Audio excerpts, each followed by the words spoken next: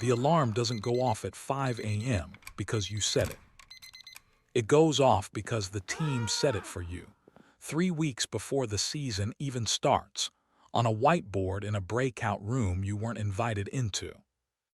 You are not yet anyone. You are a name on a clipboard, a body with a strong back and a willingness to work 14-hour days in conditions that would break most people before lunch. You are for now a tire scrapper. And this is where it begins. The paddock at dawn smells like burnt synthetic rubber and cold coffee, and something underneath both of those things, something chemical and industrial that never fully leaves your clothes. Your job at this level is to receive the used tires as they come off the car after practice runs and strip the debris from them. Marbles the small crumbled chunks of rubber shredded from the tires during high-temperature cornering. Coat the compound in thick, irregular layers. You use a steel brush and a thermal scraper. The compound, even hours after a session, is still warm to the touch, almost soft in places, and the smell rises off it in waves that make your eyes water on cold mornings. Nobody tells you this part in the brochure. You learn quickly that the people who last in this environment are the ones who stop complaining inside their own heads first. The engineer 3 stations down from you has a PhD in materials science. The guy loading the tire blankets is a former collegiate sprinter. Nobody here got here by accident, and nobody stays by accident either. You start to understand that the physical brutality of the work is not incidental. It is a filter, and you are still in it. By the 3rd week, you are also helping with logistics. The 2026 regulations brought new sustainable fuel transport requirements, sealed cryogenic containers for the synthetic bioblend that has replaced the old petroleum compounds, with temperature thresholds that have to be maintained and logged every 4 hours. You are the one logging them at 2 a.m. You are the one who notices when a seal has started to weep and calls it in before it becomes a catastrophic fuel irregularity during qualifying. Nobody thanks you out loud, but someone puts a small mark next to your name on the clipboard. The modular paddock units, the new collapsible garage architecture the team adopted this season, take 6 people 4 hours to assemble correctly the first time. By race 3, your crew can do it in 90 minutes. You know which wall panel goes where without looking at the diagram. You know the order of operations. You know that if you rush the hydraulic floor locks, the whole structure shifts slightly under load and the alignment tools read false. You know things now, small things, the kind of things that are invisible until they go wrong.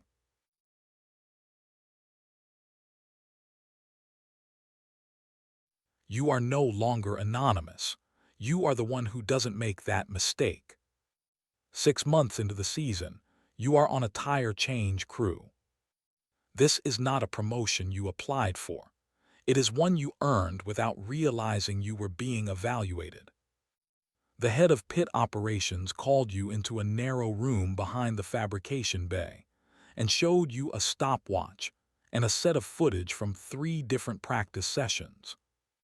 He pointed at your hands in the video, specifically at the speed and accuracy with which you'd been handling the tire carriages. He said 2 sentences and then handed you a schedule. That was the entire conversation. The 18-inch wheels for the 2026 regulations are heavier than their predecessors.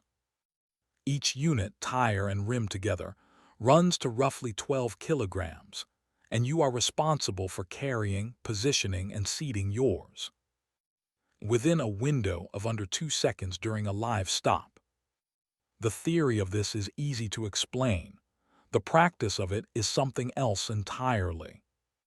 Your first week of training on the wheel gun is spent on a static rig, a car body bolted to the floor, no engine, no pressure. You practice the motion 300 times a day. The pneumatic gun delivers torque at a rate that would snap a wrist if you resist it rather than guide it. You learn not to fight it. You learn to become part of the motion, to let the tool do what it was designed to do while your body provides the positioning and the bracing. 300 times a day until your forearms are knotted and your shoulders ache in a specific triangular point between your neck and shoulder blade. That you start to think of as your Formula One muscle. The carbon ceramic brake discs run at temperatures above 1,000 degrees Celsius at peak braking. When a car comes in off a hot lap, the heat radiating from the disc face is physically visible. The air above it bends and shimmers. Standing next to this, bending toward it with your wheel positioned and your weight forward, is an act of controlled exposure. Your body wants to pull back. You train it not to. The car comes in at 80 kilometers per hour and brakes to a stop in under 4 meters using the pit lane limiter. The sound, the combination of the pneumatic gun screaming at high frequency, the carbon brakes groaning, the team radio clicks and the ambient crowd noise, is disorienting at full speed. The first real stop you participate in, you are 1/10 of a second slow. It costs nothing that race, but you know. And the data knows, and it's there in the file afterward with your name next to it. By the 7th race of the season, you are hitting 1.9 consistently on the rig. In a live stop, you've hit 2.1. The team's current benchmark is 2. You are not there yet, but the gap is closing in a measurable direction. And in Formula One, measurable progress in a clear direction is the closest thing to safety that exists. You start to understand the choreography. Each member of a pit crew occupies a specific zone, and the zones are non-overlapping by design. The traffic pattern is so precise that if anyone deviates even 30 centimeters, the risk of collision, human to human or human to car, becomes real. You think about this during the stop. You have to not think about it. The only way through is to make the thinking unconscious. To compress your awareness down to the 3 feet of space in front of you and the 1.9 seconds you have to complete your task. The car leaves, you step back. Your hands are already lowering the gun. The sequence is over before it fully registers. You understand now why they say the best pit crews don't feel the pressure. They've just done it so many times that the pressure has nowhere to land.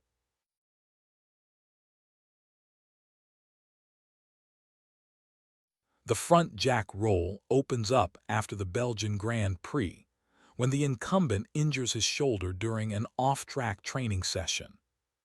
You are asked, with 48 hours' notice, if you can step in for the Hungarian round. Standing in the path of a $6 million Formula One car, at the end of the pit lane, waiting for it to arrive, is a specific kind of terror that you have to metabolize into function. The front jack operator lifts the nose of the car the moment it stops, using a hydraulic quick-release system that in 2026 requires 3 coordinated motions in a single fluid sequence. Engage, lift, hold. If you miss the nose plate, if the car stops 6 inches further back than expected, you have to adapt in real time without losing the motion. There is no step 2. There is only what you do. The driver is watching you. Through the visor, through the noise, they are aware of your presence in the way that a pilot is aware of the runway. You are the fixed point. You are the one thing that has to be exactly right so that everything else can happen around it. In Hungary, in the second stint, there is a double-stack situation. Both drivers come in within the same lap, the primary car first, the secondary car 12 seconds behind. During the primary stop, you complete the lift cleanly in the prescribed window. But as the car drops and begins to leave, you see the front wing end plate is sitting at a fractional angle, not catastrophic, not wheel-to-wheel dangerous, but enough to generate asymmetric drag over the next 20 laps.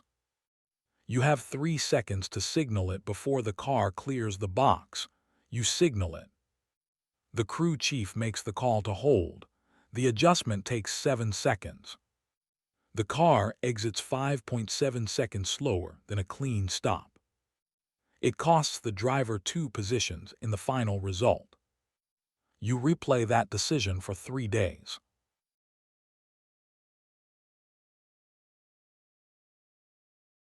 You run the telemetry outcomes. You calculate that the drag from the wing at that angle, over 22 laps, would likely have cost more than 5.7 seconds in total pace loss. Your call was probably right. Probably. In Formula One, probably carries weight and nothing at the same time. You learn to live inside that gap. The transition to the pit wall doesn't happen at a desk. It happens over 18 months of standing directly behind the strategy engineers during every race. Watching the data unfold in real time, while also holding your physical role during stops. You start to see both things at once, the mechanical execution of the stop and the strategic context that surrounds it. You start to see how the physical decisions and the data decisions are the same decision, just in different formats. The pit wall during a race is a different universe from the physical pit lane. The noise is still there, transmitted through headsets and monitored channels, but your relationship to it has changed. You are no longer inside the sound. You are processing it as information. The screens in front of you show live tire degradation algorithms, models that predict compound behavior at current track temperature. Based on wear rates from the previous 3 stints, adjusted for the real-time atmospheric shift that has been building for the last 11 laps. You are coordinating 20 people simultaneously. Each one has a specific role, a specific place, a specific time window.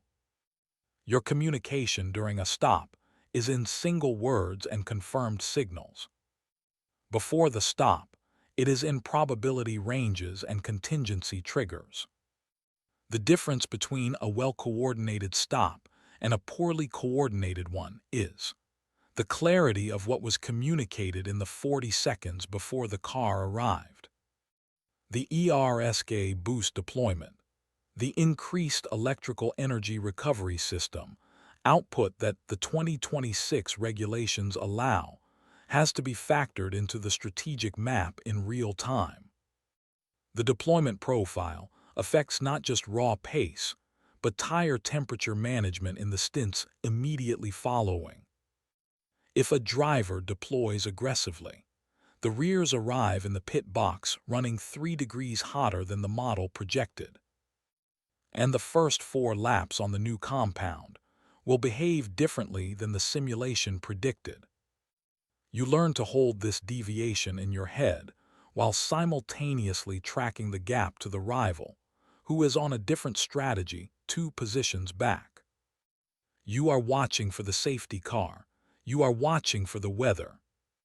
You are watching the delta times between the top 4 in your segment of the field and running the mental arithmetic of what a 1-lap early call would do to the undercut math against the car behind you. You are doing all of this while talking clearly and specifically to 7 different people in 7 different roles, without losing the thread of any single conversation. This is what strategy coordination in Formula One actually is, not a spreadsheet, not a model. A continuous live negotiation, with an event that is trying to outrun your ability to understand it.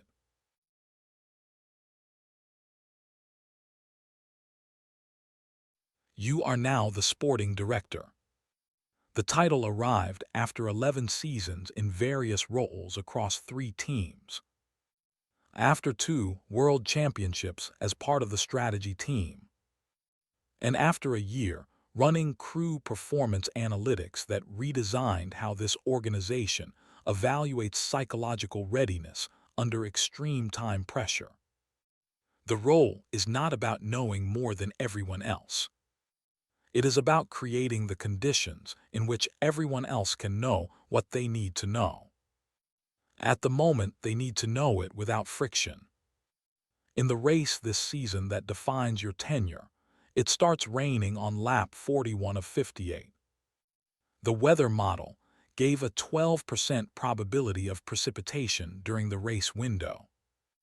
Your meteorologist flagged the system at lap 38 and moved the probability to 44%.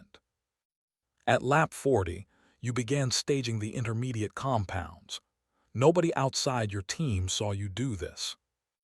The rival teams are still on slicks at lap 43, when the track surface changes faster than the models predicted.